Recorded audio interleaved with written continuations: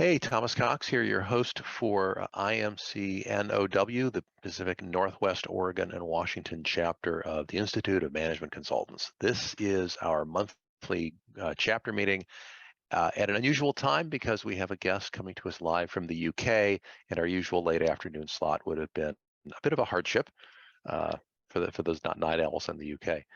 I would normally have a bit of housekeeping and some announcements, but I'm skipping all of that to give the bulk of our time to our guests, plural.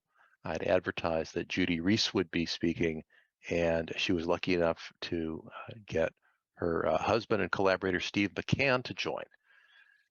And so between the two of them, they will have free reign for the next hour to explain to us this phenomenon called clean language. Now, I booked them because of my own interest in clean language, specifically its ability to help people surface other folks' metaphors, how to ask deep questions and penetrating questions in a way that doesn't inject your own agenda and therefore doesn't derail things or send the person you're talking to off on some track other than what's really on their mind. In fact, last week, I had a 40-minute sales conversation with somebody, and I used 2 clean questions for 40 minutes, and it was awesome. With no further ado, Judy Rees, Steve McCann, you have the floor. Thanks very much, Thomas. Would you like to make Steve and I both co-hosts so we can drive breakout rooms? Indeed. Because what we thought we'd do, if it's okay with everybody here, is rather than just talk at you, we'll do a bit of talking, but also get you doing this thing called clean language, because I think people learn more easily when they do things, and we want you to go away with something really practical that you can apply straight away, and having practiced it will put you in a position to do that. Is that okay with everybody? And all of the activities, small group activities, whatever, it's all optional. We're not going to force anybody to do anything. If I or Steve call on you to speak and you don't want to, or we open the breakout rooms, you don't want to go, it's fine. We're not forcing anybody to do anything, but we think that you'll have the most interesting experience if you do the stuff. So I'm Judy Rees, and somewhere on your screen you'll find Steve McCann. Together we are, our micro company is Rees McCann, which about a year ago was bought by a management consultancy called Basis, and most of the work that they do is with local authorities, with government organisations around the UK. We work with a wider range of organisations, including in Europe and around the world, because a lot of the work we do is online, like this. So we'll be showing you some of the things we do wearing our other hats of how we make online events engaging and interesting for the participants, but that's not our primary topic. Steve is, as well as being my husband, my business partner, and my collaborator, one of the things that he's bringing today is the fact that he actually was a proper management consultant before he came across clean language. And when he came across clean language, he could instantly see how it could be applied to that world. And I'm hoping you'll catch the same kind of idea. Let's see what happens. But can I start by asking you a question? For you, what might be the benefit of getting a crystal clear understanding of your prospects and your clients? Take a moment to write something in the chat. What would be a benefit or the benefit of getting a better understanding of your prospects and clients? Sounds like Tom's had recent experience of this. In fact, probably everybody has.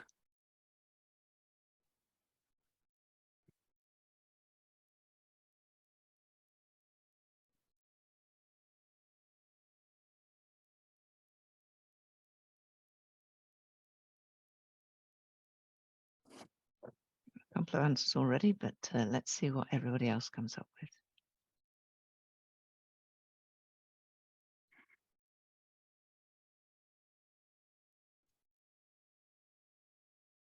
Excellent stuff, thank you. So, Brian, can I ask you a little bit about what you've said there? You've said solving the problems they have instead of building solutions they ask for but don't need. What kind of building solutions they ask for but don't need? Well, in the area of consulting that we're in, which is learning, this is not unique to our niche, but clients tend to think in terms of solutions. I need a class, I need a course, I need a job aid, I need 4 interactive PDFs, and moving them off of that to help them reflect on what is the problem they're trying to solve, who are they solving for, can often get them to something different that might be more effective. Thank you. Thanks for sharing that. And let's ask somebody else. Oh, Nancy. Hello, Nancy, by the way. Lovely to see you. Nice to see you, Judy. You've said in the chat, I can target a specific solution that will encourage the client to say, yes, please. What kind of yes, please? Yes, I want whatever you're selling. You understand my problem perfectly. I can see how your proposed solution perfectly aligns with what I need. So I would love them to say, I don't even need to know the price, but assuming that it's a good fit, they're much more likely to say yes. Mm-hmm. The first time. Fit. Yeah. Good fit. They're much more likely to say yes the first time when you're perfectly aligned like that. Thank you. And John, understanding, focus, and clarity to assist them. What kind of understanding is that understanding? Well, in my studies of coaching, the quintessential definition of coaching is listening and affirming and asking questions. Now, is the style of 7-hat coaching where you can ask for permission. Would you like some feedback on that? But it sounds like your use of clean language is very much centered on the initial traditional sense of coaching.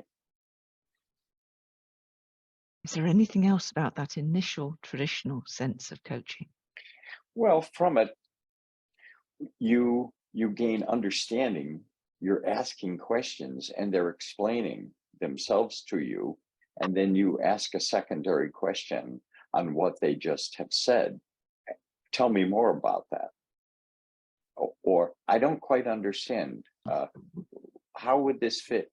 Can you give me an example? By asking these kinds of questions, you can get a deeper, richer sense and drill into what specifically they're working to communicate and what their need is. Thank you. Really interesting. So interesting that the different ways that people will find benefit from understanding their prospects and clients, which is our purpose in today's session. By the end of this, I hope you'll have some ideas about how to get even better, clear understanding of your prospects and clients, because I know that the fact that you're all management consultants means that you're not beginners at this. We're not starting from the scratch of saying, oh, well, asking questions is a good thing and you need to listen to the answers. We're going somewhere different to that. So let me say a little bit about what clean language is and where it came from. And that perhaps gives us a frame for our first couple of activities. So clean language, and as I was saying to Charles and the group that I was in the networking bit, clean language, and I would prefer not to call it clean language. It was created by a chap called David Grove. David Grove was a business consultant who came originally from New Zealand, but he was doing his business consultancy work in Midwest of America. And he was basically trying to make a living by using what he knew about how to help people to communicate more effectively. Same as a lot of you are doing. And he learned some interesting things. He was studying things like NLP and hypnosis at the time. But he was an experimenter and a very curious man. And he got curious about what would happen if he took some of the ideas that he'd learned and took them almost to the most ridiculous degree, I wonder what will happen if we take this idea and just go with it and run with it and play with it. And what he discovered was that a particular kind of questioning and listening and a particular kind of attention to the metaphors that people used in their language enabled him to effectively swoop his questions under their personal radar so that they were able to answer him in a very individual, very personal way that really went quite deep and that talked very much about who they really were as people, what their needs, their ideas, their problems, their challenges really were, and indeed how they envisaged the solutions to those challenges. Now, this was a man whose ideas were ahead of his time by a long, long way. And after a few years of trying to sell it into businesses, David gave up selling to business and decided to train as a psychotherapist because he thought that the work could actually produce better results in therapy. So that's where it went for probably the next 20 years.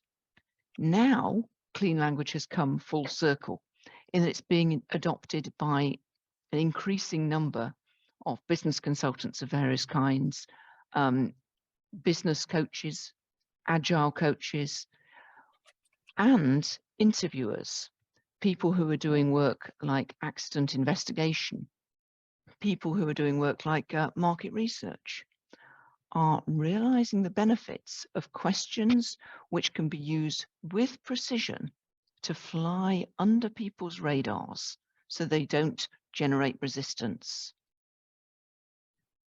And they also get to work out that which they didn't necessarily know. I picked up on somebody, I think possibly Tom, speaking about getting clients, getting the work that the client needs as opposed to what he or she says they want. And Lola, the beautiful brevity of eliminates misunderstandings. That I was attracted to that. So you've got misunderstandings, and B, you've got this world in which, are you familiar with Cynefin? Complex, complicated, RID, Right. in which people, especially in consulting, and this is a fascinating subject for me, they try and reduce to the level of complicated the contract, as it were, with consultants and consulting companies, because complicated is the domain in which the expert is king or queen. And you can contract on consulting quite easily, on complicated quite easily, but it's a terrible mistake, because actually the answer is almost inevitably, if there are humans involved, is complex. It's the realm of complex. Thanks, Tom. And so this attempt by companies in particular to reduce to the realm of complicated that which is complex, and a lot of consultants end up joining in with the dance, pretending it's complicated to win the work, because the answer, it depends, doesn't tend to win many contracts.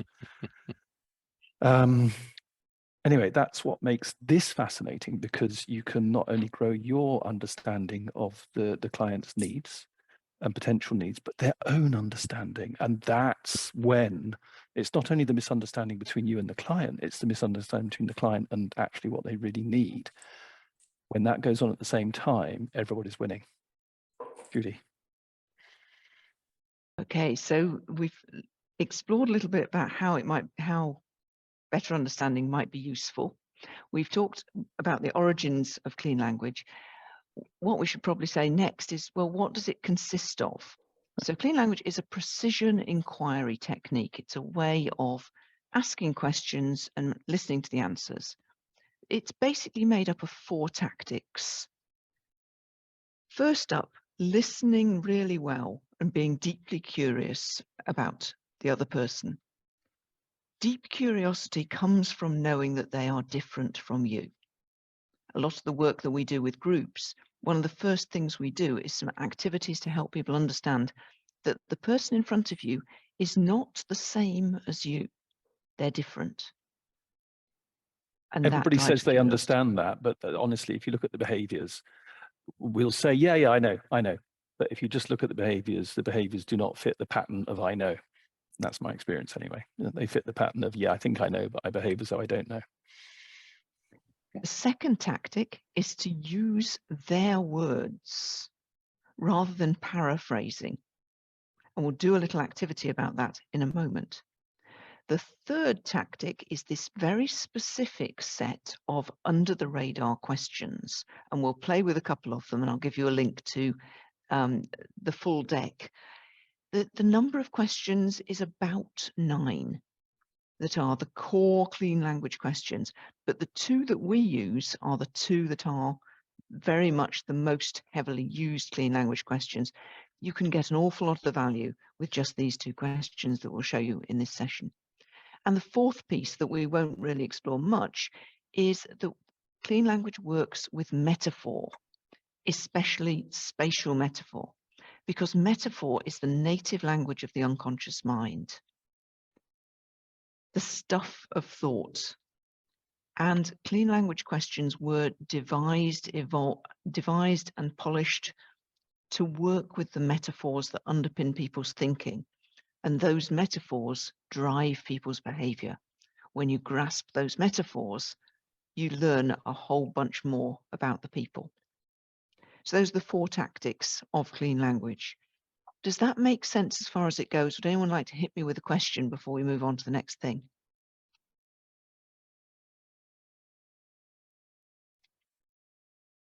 Okay. I find it very interesting. You said repeat their words rather than paraphrase them. In a sense, this is like the technique of mirroring, where, you know, if they sit a certain way or they talk a certain way, and that you're supposed to build rapport through body language mirroring. So this is a very interesting topic. Yes, so that would be a whole other theme around clean language, in that one of the things that the clean toolkit is a variance with things like NLP is that we suggest don't physically mirror, but do mirror language. If we want, and we get into the Q&A bit at the end, towards the end, we maybe go more deeply into why we might do that, but do mirror language. I think it would be fun if we did a mirroring language activity first, to give you an experience of that. Steve. Really quick one. This is a powerful tool. It's a sharp knife. It's a really sharp knife. You could, although we would ask you not to, misuse this technique to gain the false trust of people. I think that being genuine as well as curious is the essential ingredient in this. And I think if you can repeat somebody's words, and that's not the same necessarily as going into full mirroring, which could look a bit interesting.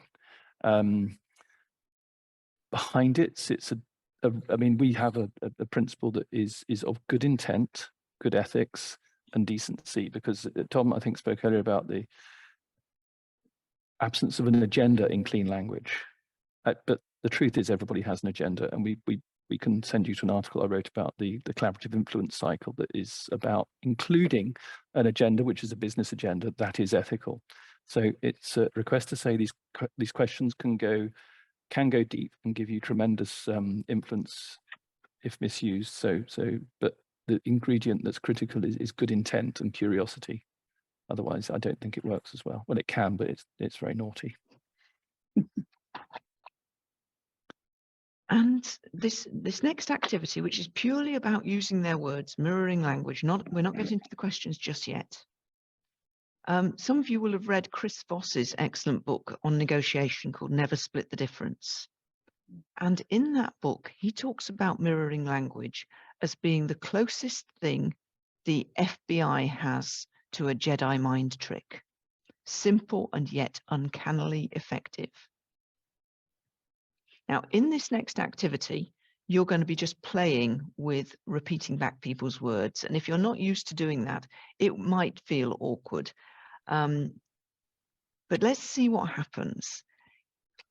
For this activity, you're going to be in pairs, and you're going to have an opportunity to talk about something that is important to you. So take a moment to consider what's a topic that you could talk about for about a minute without having, with something interesting to say. So it's important to you, a topic that's important to you, that you're going to be interested in and is going to hold your attention for you to talk about it. Has everybody got a something that they could talk about? Okay. Here's the activity then. You're going to take it in turns to be the talker and the listener. The talker's job is to keep talking, but ideally in short sentences so the listener can get a word in edgeways. The listener's job is to occasionally repeat back words to encourage them to keep talking. Use a curious tone, repeat back 2 or 3 of their words, and be interested. So effectively ask about the word that catches your attention. Talker, try and keep your sentences short. Listener, you may need to interrupt to practice the activity. Does that make sense to everybody? Or good enough for just a few minutes of play? If anybody cannot or doesn't want to join in with this exercise, send me a message in chat now, because we're going to set up breakout rooms and I would hate to send somebody to a breakout room of 2 and find only one person playing. How long So- will this exercise be? You'll be able to get in and out, Nancy. Okay. Total of 5 minutes if we start now. Everybody okay with that? Brian's Yes. in twice, I'm noticing, so I think we've got an odd number, so I might have to be in, Judy, as we. Okay. Let me hit That's the my real button. job. That's my real job here, by the way, everybody, is to make up the numbers. And, make sure Let me it's hit the like button, dance fun. and if you find yourself on your own, sit tight and someone will come to join you. Are we Steve, gonna, don't one person talk Mary the Beth? whole 5 minutes, or are we gonna? No, split swap after- over halfway. Swap over halfway. We'll Thank you. broadcast. 2 minutes each. Opening the rooms. Let's see what happens. I'll sit tight, Judy, until you Yeah. deploy me.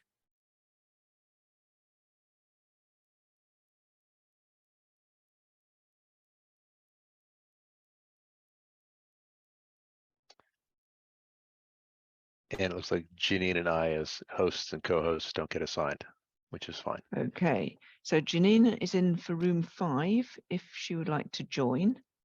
There it is. And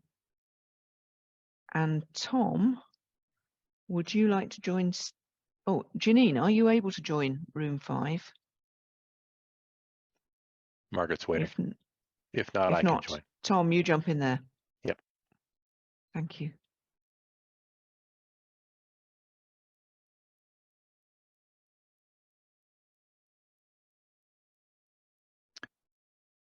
I noticed Brian had 2 profiles up, so he can't be in 2 places. I don't know how that's going to work. Brian, Well, he's joined on both BRYON. one. It means Janine's away from her computer for 5 minutes. Yeah. Uh, So I'm only seeing one Brian. Where are you seeing 2? oh, okay. Maybe it's changed. There are 2 Brians. No, it was. I know what I mean. It was BRYON.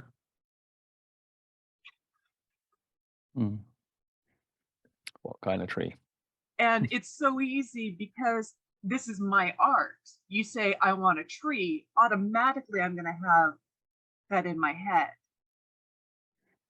But by reminding myself to use the clean language, that means not having that preconceived in my head, and it's easier to build the conversation from a blank canvas instead of a partial canvas. No Fantastic. preconceptions. That's easier said than done. Yes.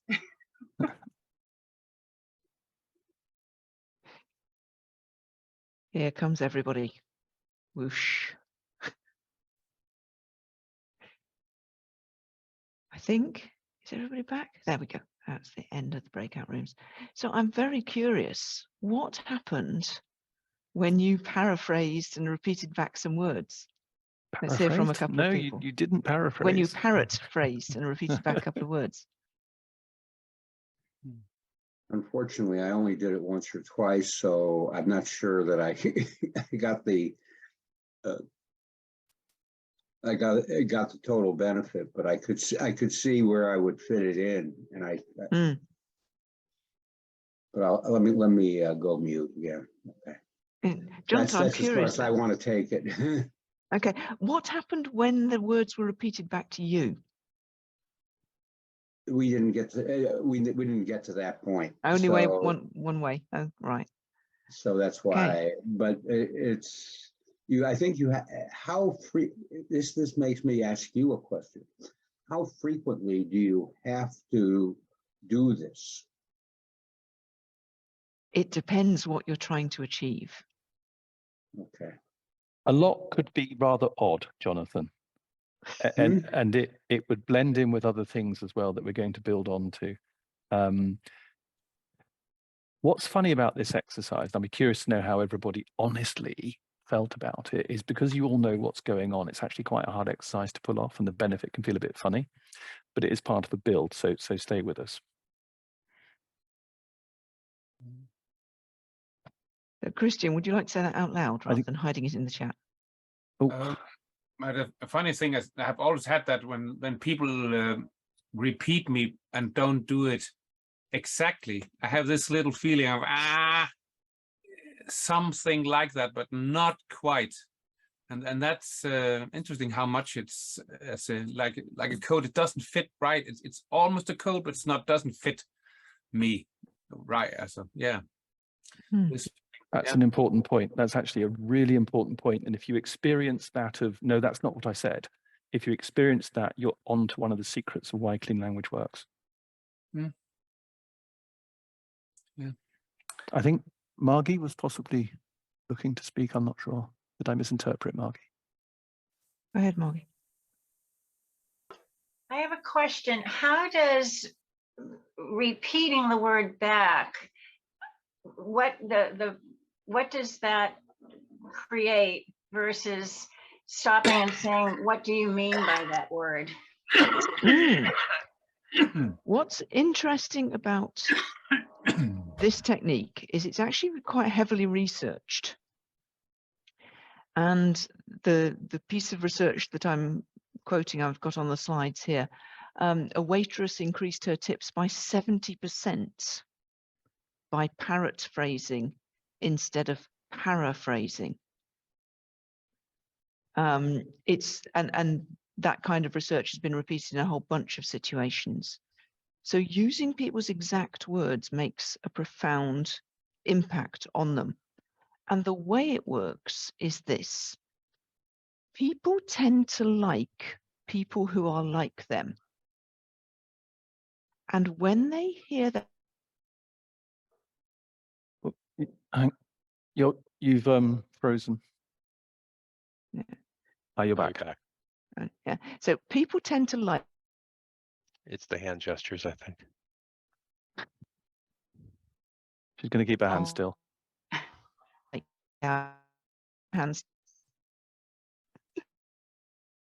You're still frozen, I believe, Judy. That you. Shall I try again, or? Yes. Yeah. Yes. Yeah. So people tend to. I don't know how much you heard. People tend to like people who are like them. When they hear their own words coming back, they infer that you must be like them because you're using the same language as them.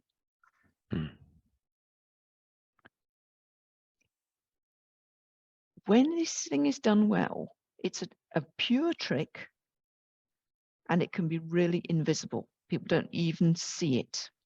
So to answer Margie's questions, they don't produce that resistance that can often come when you ask them a very direct question. What do you mean by that? Okay.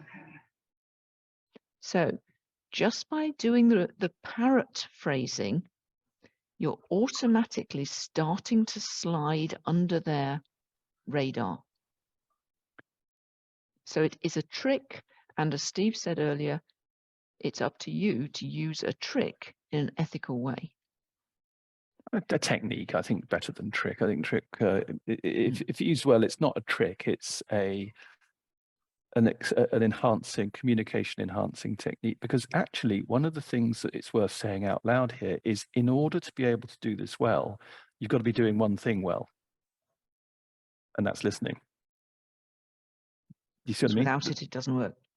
You can't. And so actually the side effect of being able to just use that occasional word to say, I get you, without saying I get you, is you have to be listening really, really carefully and paying attention and respect and being present to the other person. That's actually more than half the magic. And Margie, as Judy said, if you were to say, oh, what do you mean by that exactly? You are then stopping their flow and directing it. And that can be perfectly good thing to do at the right time. But sometimes in a longer conversation where the point is to listen and tune in and encourage. So when you're paraphrasing it back, can you lead them so that they further define what they're meaning? Exactly, and that's where we're going to go next. That's the build. That is And the just- build, Margie. One clarification, they're using parrot, P-A-R-R-O-T Right. phrasing. Right. Don't It's paraphrase. a play on the normal word paraphrase. To parrot phrase is to Parrot. echo back the literal exact words. Yeah, And that's what I found difficult about it, because I Mhm. self-identify as a skilled summarizer and paraphraser. So it went against my natural inclinations to simply repeat. Thank you for that, Brian, because that there are definitely circumstances in which summarizing and paraphrasing have value. We're not at all dismissing those skills, which are very, very useful in many circumstances. And these skills can supplement those. They can get more information into your system to build a richer and more detailed summary at the It's end. a different tool in the belt. What I want to do next is get you onto the next stage, because otherwise we're going to run out of time very quickly. So I'm going to say, Steve, please keep quiet for the moment. I got that. We're going to go beyond the Jedi mind trick by using their words, as we have been doing, but we're going to ask questions which include their words to find out exactly what Margie was asking. What do you mean by that? And the two questions we're going to use, they're nicknamed the Lazy Jedi questions. I might explain this after the activity. But the two questions are these: what kind of X? And is there anything else about X? Where X stands for one or more of their words. Exact words. As far as possible, they're exact words. So we're going to have a quick play with this. I'll demonstrate before we send you out to the group, into the breakout groups. But what we're going to do is you're going to talk about a subject which I hope is going to be important to you, which is what's something that you've learned in this class so far. So as the talker, talk about one thing you've learned so far in this class, in this session.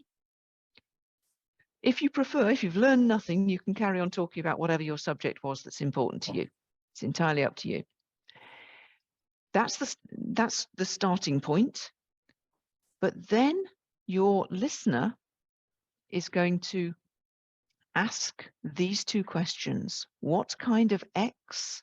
Is there anything else about X?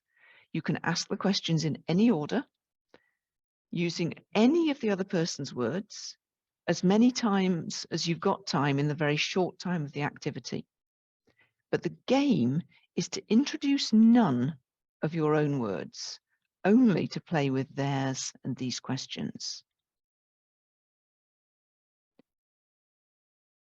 Let's do a quick demo. So, Christian, what's something you've learned in this session so far? I've been again reminded how much small words change the meaning, I think. What kind of small words?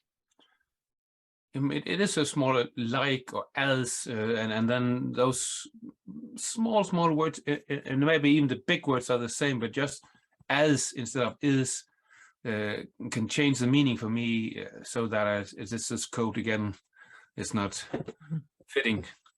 Yeah. And what kind of changed the meaning? What kind of change the meaning? Sometimes it can be quite big, as I feel, no, this is totally wrong or totally not what I meant. And sometimes it's just the change can be small or big depending on what's said, but I can feel the little or big change in the, like, has he understood me at all? Or and that's not quite what I said. Yeah. And is there anything else about small words? I think they are. I'm not dangerous, but I don't know what it's. They are extremely powerful. If you just use small words and put them into the sentence where you would like them, it changes. At least for me, the structure, or the sentence more than one I would think if I didn't feel it.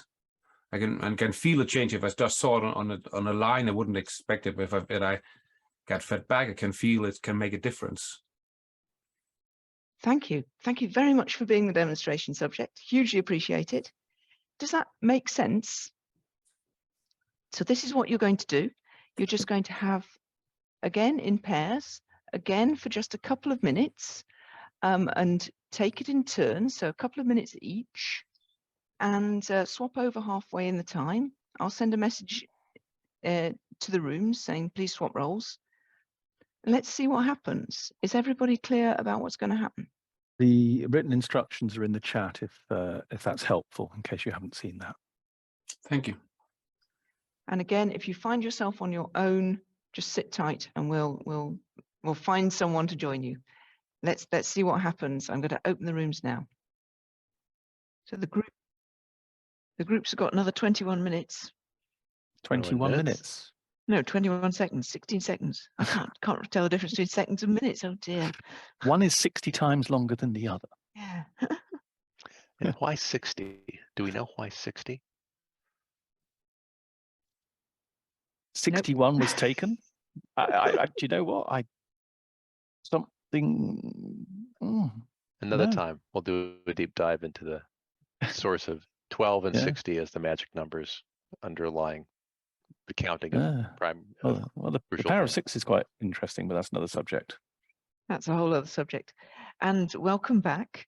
In a moment, we'll do a debrief of what just happened. Before we do that, we've got 15 minutes left of the time of this session. I'm just going to say quickly, I've shared in the chat a link to the slides that you're seeing behind me. Towards the end of that deck of slides are a bunch of resources if you want to go deeper into this subject. There's a link to a free ebook that we have, Your Clean Language Questions Answered. And there's a link there, reesmccann/clean-language. Tell you all about that. Also on the Rees McCann website, you can find a full list of the clean language questions, stuff like that. And we've got a page full of resources amongst the slides, and that includes my LinkedIn. Do feel free to contact me, drop me an email, whatever, to connect and play. This is one of my pet subjects. I absolutely love teaching clean language and talking about clean language. So if you can't stay to the very end of the session, I hope I've provided enough resources for people to follow up.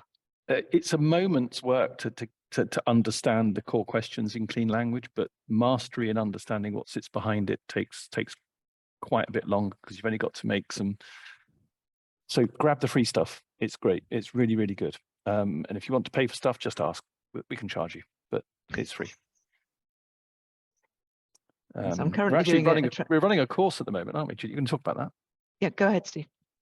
We're running a course at the moment. We tend to do it about once a year, basically because running open courses is a pain in the ass, because you've just got to market them and try and sell them and all the rest of it. And we've been too busy, but clean language for facilitators is something that we love to do. And we're having so much fun running this current course. We decided to run another one early next year. So yeah, it's usually restricted availability, but we're going to run another one next year. So if you get curious, that option will come your way. And how does one get on the waiting list for that? Be nice An to me. email. What kind of nice is that nice to you? You've got it. You're on. Well, as the Japanese would do, send them a telegram. There was a recent article about how important telegrams are in the Japanese country. Because you receive something. Yeah. I get that. Anyway, Judy, Good. come on. I was going to send a moon cake. Do both. You could yeah, do both. You can't lose. So that was a lightning quick activity in which you tried out using the clean language questions. Who was using the clean language questions for the very first time in that activity? So I know a few people have practiced with them in the past, but it seems like a few people were also doing it for the first time. I'm not going to ask you about your experience of asking the questions yet. First, I want to know about your experience of being asked those questions. What did you notice when you were asked those questions? John, was that a raised hand there? I'm not sure. I'm just asking. John, do John's tell having about audio your... issues, so. There we go. Okay. Nancy and then Charles. So, and coincidentally, Charles was my partner. So when I was asked the questions, I felt like I wanted to think more deeply. It made me think more deeply rather than just keeping something at a superficial level. Made you think more deeply. And Charles, what about you? I like to talk. So when I'm asked questions, it's like a green light. What kind of green light? To say more and more about what I'm thinking and what I mean. I loved it. Thank you. And Lola, what about you? What was it like when you were asked the questions? I had to think carefully of what was being asked of me so that I could clarify what they were asking. And what difference did that make? It made a big difference because now I felt that we were on the same page. Person, was Frank, was asking me questions, and I was thinking about it, and I was able to clarify my position. I could see him nodding, so it was like he was in agreement as well. Thank you. Interesting. Anyone else willing to share their experience of being asked those questions?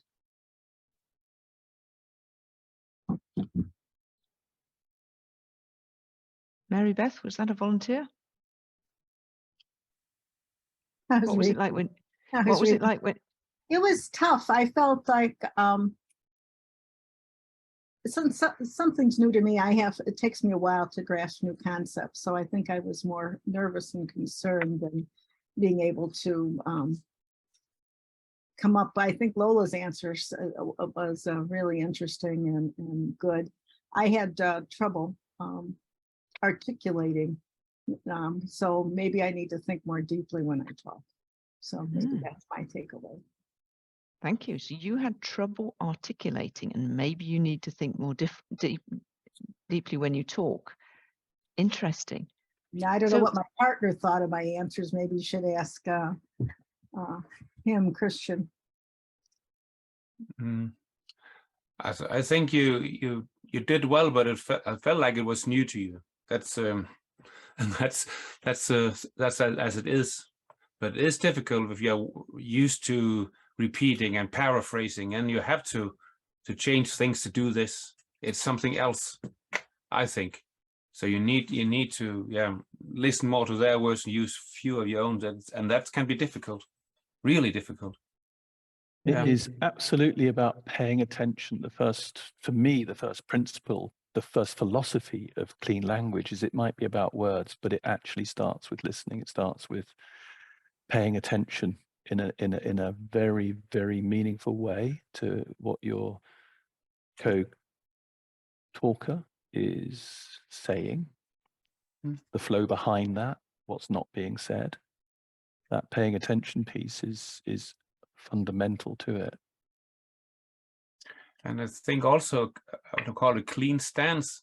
I sometimes get away with bad questions if I still could pay my curious attitude. Alice, please tell me more. I really want to hear more. And then you get away with more sloppy things when you're not so trained in it. That part of it can what's called oil it a little, I think.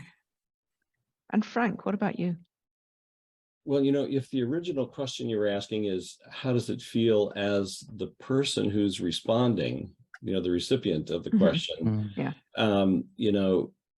it just kind of triggered a thought for me that, wow, wait a minute, I got to get deeper to reply to that second question.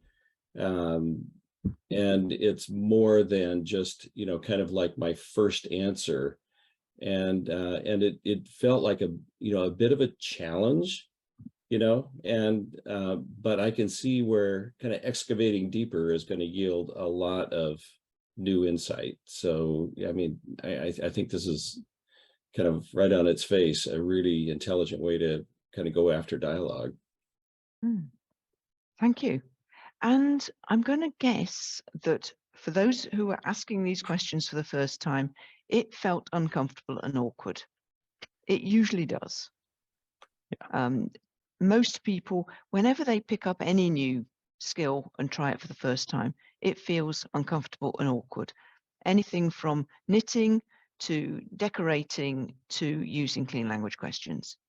We don't necessarily catch on in the first 2 minutes of trying something. But I think you've already heard from some of the people on the call who've been using these questions for a while, that it can really produce dividends. Nancy, say a bit more about biting your tongue to not adding more words. Well, if I asked Charles something like, well, is there anything else about, and I wasn't happy to just say about parroting. I would say, is there anything about demonstrating curiosity? Like, so I would embellish on what, so rather than going with what he first said in the statement, I would respond to what he said last and added some words in that. And so I have a question. If Charles made a statement about, I learned X about from this course, do I relate my two questions only to that original X statement, or do I follow those questions up with what he just said when he embellished on his X statement? It depends. And you, in the sort of the rules of clean language, you can do either. And of course, when you use these clean language questions in your business context, you'll be mixing them up with all sorts of questions for whatever you're using them for. And there are no clean police saying you can only do this or you can do that. The advantage of using exactly their words is that the questions slide under the radar. The advantage on focusing on the thing they first said is you'll find out a lot about what they first said, and they'll find out a lot about what they first said. The advantage of following the thread through is that you're staying with their thought process. But my single biggest tip is to write down their answer to your first question so that you can always remember it and go back to it. Okay. If you get lost in whatever else they've said, write it down and then you can track back. Now, there are a bunch of questions that people have got about this process, and we've only got 4 minutes remaining of this session time. There's some networking time afterwards. Charles has asked a sensible question in the chat, but he's only included me in the question, so I'm going to say it. He asked me as well. Oh, right, okay. Yeah. So, Charles, you've asked, how does this work in other languages and across cultures? The answer is, as far as we know, it works in all languages and across all cultures, but with some local variations. The questions have been translated into a lot of different languages. Christian has translated them into Danish. The book Clean Language, which I co-authored, has recently been translated into German. It's also available in Russian and Japanese. So these questions are used in a lot of different cultures. In German, where the verb ends up at the end of the sentence, the questions work a little bit differently. They don't have quite the same hypnotic patterns that they have in English. In Dutch, they seem to work incredibly effectively as clarifying questions, perhaps even better than they do in English. In French, they provide very rich, somehow poetic explorations. But in terms of do they work in all the languages, the answer seems to be yes. Cross-culturally, I will add the 17 years prior to partnering up with Judy, my business was working in the humanitarian sector globally, working cross cultures in Africa, Asia, and it is brilliant because metaphor is the native tongue of the subconscious mind, and because you have to listen and pay attention, that ability to better communicate with people from different cultures is tremendously developed by clean language, philosophy, stance, and skills. I won't develop that further here, other than say I did it for 17 years, and it just, well, no, not for the first 5. It helped fantastically. And cultures don't have to be from the States to who don't understand the French, American French. It could be from Brooklyn to Los Angeles. You know, cultures can vary around the corner, never mind globally. Did you use them also in other languages, or was you just English around the globe you was? For me, it was in English. If I was more skilled, then I could have used them. I speak a bit of French and a bit of German, but I don't have any African or Asian dialects or tongues, so I didn't have that advantage. But just, you know what? Just being curious and listening is a big deal. And it can be we can really continue being interesting. curious, but we have to be curious after the end of our formal meeting. We're at the top of the hour. I'm going to end the recording at this point in order to stick with our agreement with our attendees that they be recorded from the top of the hour to the top of the hour. So this has been, for me at least, reinforcement of the delights of clean language. And if you're watching this recording and want to know more, down in the description, you'll find various links to help you do exactly that. I'm Thomas Cox. This is IMCnow. Thanks for tuning in. Thanks so much, Thomas and Judy and Steve and everyone else. I'd like to thank Steve and Judy so much for joining us this morning. It's been wonderful. And for all of you who've joined us from all over the place, thank you so much. I haven't had a chance to meet all of you, Janine or whatnot, but Lola, but I sure hope I do in the future. And thanks everybody for joining us this morning. And we are going to stick around for another half an hour Right. to chat informally.